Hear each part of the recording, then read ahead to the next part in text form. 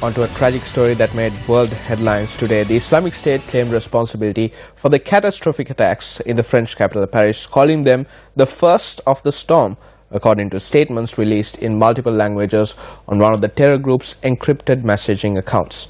President François Hollande has categorically declared that the Islamic State group is to blame for terror attacks across Paris that have left over 100 persons dead. Joel Outskun reports for the News First International Desk.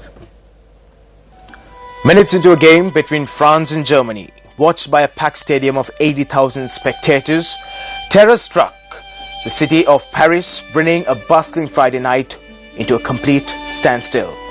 French President François Hollande was among the spectators enjoying the game. Moment où les explosions ont retenti. Et quand même, oui. 3 explosions were heard in the stadium where a friendly soccer match between France and Germany was underway. France 24 television said that President François Hollande had been at the State of France but left shortly after the explosions. We wanted to be there among those who saw these awful things to say that we are going to fight and that this fight will be merciless. Because when tourists are capable of such atrocities, they should know that they'll be faced with a France that's determined, a France that's united, a France which stands together, a France which will not be intimidated, even if today we are infinitely moved by this tragedy. De tuer le plus possible.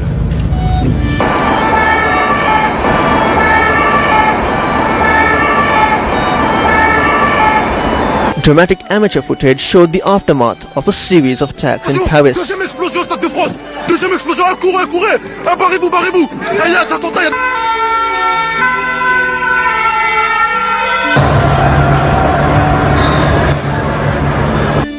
Explosion d'une bombe. Il n'y a même pas 2 minutes. Il n'y a même pas 1 minute là. Explosion.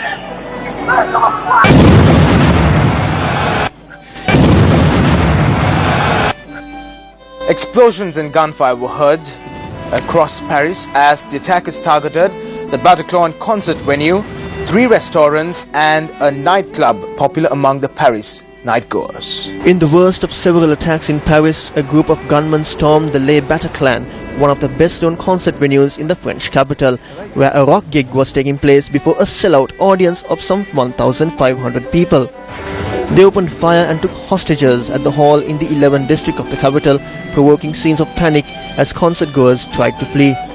Reports say that at least 112 people were killed in the attack. I'm now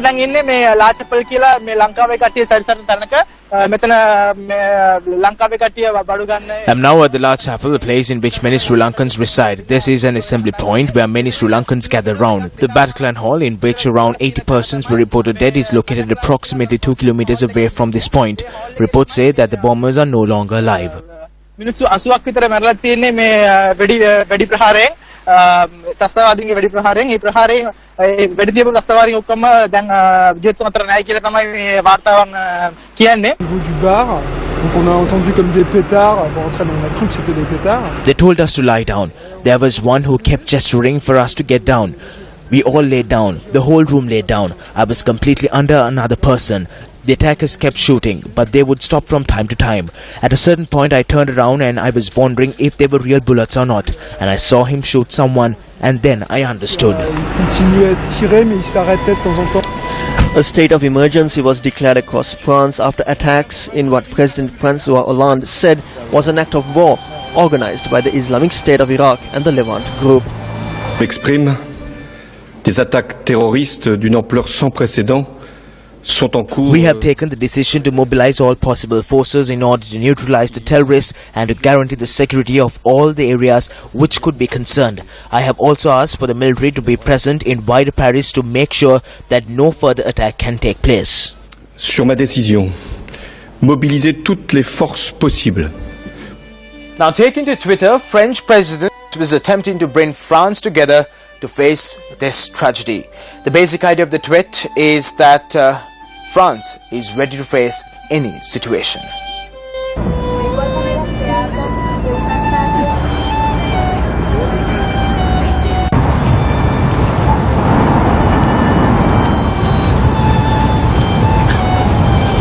The streets of Paris were unusually empty the morning after a series of attacks at locations across the capital. The Paris Metro Railway was closed and schools, universities and municipal buildings were ordered to stay shut. And the impact was visible on the streets.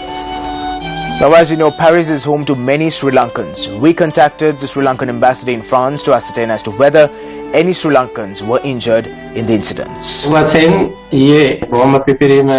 The explosion took place at around 10 last evening. We inquired from leaders and temples in the area if any Sri Lankans have been injured in the bombings. However, no such reports have been received by us.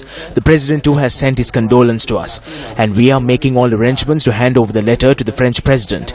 We have set up a special office and provided them with a special hotline. Via this, Sri Lankans would be able to receive any information on the situation.